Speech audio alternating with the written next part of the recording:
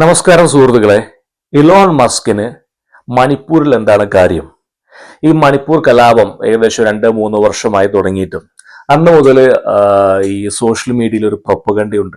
അതായത് മണിപ്പൂരിനെ ഡിവൈഡ് ചെയ്ത് ബംഗ്ലാദേശിനെ ഡിവൈഡ് ചെയ്ത് അവിടെ എന്തോ രാജ്യമുണ്ടാക്കാൻ അമേരിക്കയും അതോടൊപ്പം തന്നെ ഡീപ് സ്റ്റേറ്റും പ്ലാൻ ചെയ്യുന്നു എന്ന് പറയുന്ന ഒരു പ്രൊപ്പഗണ്ട നടക്കുന്നുണ്ട്.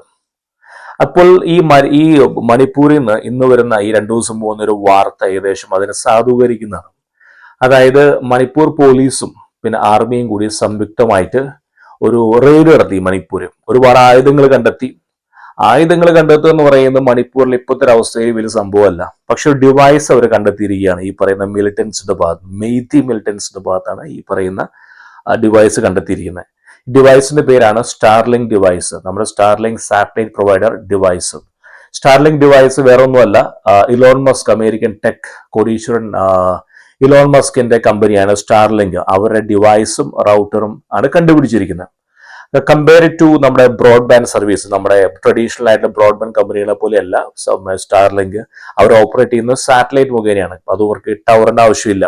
അവർക്ക് സാറ്റലൈറ്റിൽ നേരിട്ട് സിഗ്നൽ കിട്ടുകയാണ്. അപ്പൊ അതുകൊണ്ട് തന്നെ മരുഭൂമിയിലോ ഒരുപക്ഷെ നിങ്ങൾ നടുകടലിലോ അല്ലെങ്കിൽ 35,000 അടി മുകളിലോ ഫ്ലൈറ്റിലോ കാടിനുള്ളിലോ ആമസോൺ കാട്ടിലോ ആണെങ്കിൽ പോലും നോ ഷൂസ്, നിങ്ങൾക്ക് റൗട്ടറും ഈ പറയുന്ന ഡിവൈസും ഉണ്ടെങ്കിൽ നിങ്ങൾക്ക് സുലഭമായിട്ട് 5G ഉള്ള നെറ്റ്വർക്ക് കിട്ടും. അപ്പൊ അതുകൊണ്ട് തന്നെ ഈ ഡിവൈസ് കണ്ടുപിടിച്ചിരിക്കുന്ന ഒരുപാട് ആശങ്ക ഉളവാക്കിയിരിക്കുകയാണ്. കാരണം ഒന്നാമത്തെ റീസൺ എന്ന് പറയുന്നത് ഇന്ത്യയിൽ സ്റ്റാർലിങ്കിന് പെർമിഷൻ കിട്ടിയിട്ടില്ല. അവര് പ്രപ്പോസൽ കൊടുത്തിരിക്കുകയാണ്. ആഭ്യന്തര മന്ത്രാലയം അവർക്ക് ക്ലിയർ നോട്ട് കൊടുത്തു. അധികം വൈകാതെ സ്റ്റാർലിങ്ക് ഇന്ത്യയിൽ വരും.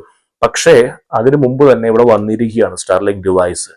രണ്ടാമത്തെ കാര്യം, ഈ ഡിവൈസ് വന്നിരിക്കുന്നത് ആർമി പറയുന്നത് ഒരു പക്ഷെ ബർമേന്നായിരിക്കാം. കാരണം ബർമയിലെ വിമത സേന അവരുടെ ഏരിയയിൽ ഇത് യൂസ് ചെയ്യുന്നുണ്ട്. എന്ത് പറയുന്ന ഈ സ്റ്റാർലിങ്ക് ഡിവൈസ് ഫോർ കമ്മ്യൂണിക്കേഷൻ. അവിടെ നിന്നായിരിക്കാം ഒരു പക്ഷെ ഇത് ഇങ്ങോട്ട് കടത്തിയിരിക്കുന്നത്. ഇത് ഏറ്റവും വലിയ പ്രശ്നം എന്ന് പറയുന്നത് ഈ ഇലോൺ മസ്കിന്റെ കയ്യിൽ ഒരുപാട് അധികാരങ്ങൾ കിട്ടുകയാണ്. കാരണം ഇലോൺ മസ്ക് തീരുമാനിക്കും യുദ്ധം എങ്ങനെ മുന്നോട്ട് പോകണം. കാരണം ഈ മണിപ്പൂരൊക്കെ പെട്ടെന്ന് ഒരു ഹോട്ട്സ്പോട്ടിലേക്ക് പോകുമ്പോൾ സർക്കാർ ഫസ്റ്റ് എന്താ ചെയ്യുക, ഇന്റർനെറ്റും കട്ട് ചെയ്യും.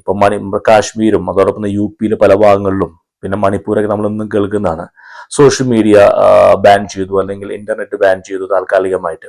കാരണം അങ്ങനെ നമുക്ക് ഇന്ത്യയിൽ കൺട്രോൾ ചെയ്യാൻ പറ്റുള്ളൂ എന്ത് പറയുന്ന ഈ യുദ്ധങ്ങൾ, അല്ലെങ്കിൽ ഈ പറയുന്ന പെട്ടെന്നുണ്ടാവുന്ന ഈ ഒരു ആവേശം.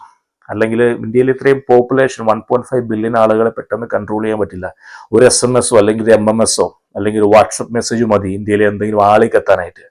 ആ അവസരത്തില് ഈ സ്റ്റാർലിങ്ക് പോലെ ഡിവൈസുകളെ കൺട്രോൾ ചെയ്യാൻ പറ്റില്ല. കാരണം ടവർ പെട്ടെന്ന് നമുക്ക് ഓഫ് ആക്കാൻ പറയാം, ജാം ആക്കാൻ പറയാം. പക്ഷെ ഇവരെന്ത് ചെയ്യാൻ പറ്റും? ഇവരെ സാറ്റലൈറ്റ് ഇവരോട് സസ്പെൻഡ് ചെയ്യാൻ അപേക്ഷിക്കണം. അത് ഡിപ്പെൻസ് ഓൺ ഇലോൺ മസ്കിന്റെ ടീമിനെ പോലെ ഇരിക്കും. അവരൊരു പക്ഷെ നോ പറഞ്ഞു കഴിഞ്ഞാൽ കൺട്രോൾ ചെയ്യാൻ പറ്റില്ല കലാപം ഇന്ത്യയിൽ. അതുകൊണ്ട് തന്നെ ഈ ആഭ്യന്തര മന്ത്രാലയത്തിന്റെ മുമ്പിൽ ഇലോൺ മസ്കിന്റെ സ്റ്റാർലിങ്ക് പ്രപ്പോസൽ വന്നപ്പോൾ ആദ്യം ആഭ്യന്തര മന്ത്രാലയം ചോദിച്ചൊരു സംഭവമാണ്, how are you going to stop this? ഇങ്ങനെ ഒരു സിറ്റുവേഷനിൽ എങ്ങനെ റിയാക്ട് ചെയ്യാൻ പറ്റും? അവർ അതിനുള്ള മറുപടി കൊടുത്തിട്ടുണ്ട്. അപ്പൊ അതിന്റെ അടിസ്ഥാനത്തിലായിരിക്കും പെർമിഷൻ കൊടുത്തത്.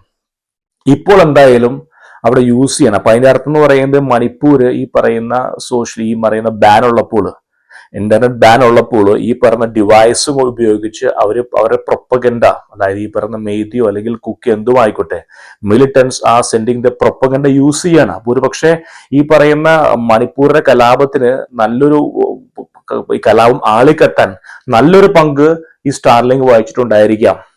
എത്ര ഡിവൈസ് ഇനി ഉണ്ടായിരിക്കാം. കാരണം ഇത് ഒരു റെയ്ഡിലാണ് കണ്ടുപിടിച്ചിരിക്കുന്നത്. ഇത് ഇനി എത്രയോ ഡിവൈസുകൾ ഈ പറയുന്ന മിലിറ്റൻസിന്റെ ഭാഗത്തുണ്ടായിരിക്കാം ഇനി. രണ്ടാമത്തെ കാര്യം എന്ന് പറയുന്നത്, ഇത് 2 മാസം മുമ്പാണ് ഇന്ത്യൻ നാവികസേന $4.5 ബില്യൺ അവരുടെ ഹിസ്റ്ററിയിൽ ഇത്രയും വലിയൊരു മയക്കുമരുന്ന് വേട്ട നടത്തിയത്. നമ്മുടെ നാവികസേന 4.5 ബില്യൺ ബേ ഓഫ് ബംഗാളിൽ.